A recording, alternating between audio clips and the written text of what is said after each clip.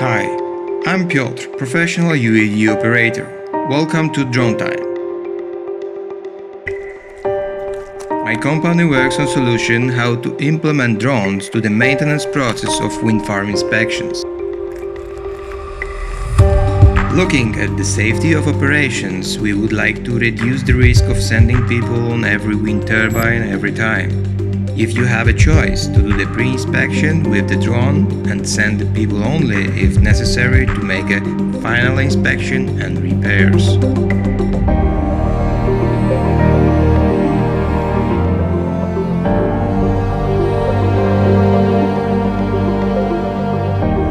This solution will increase the safety, which is the main factor we are concerned about, reduce the time and cost as well.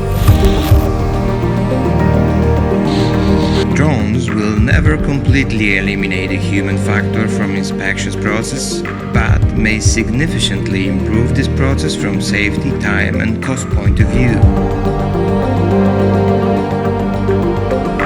With my experience, I do believe that it may work with profits for everybody.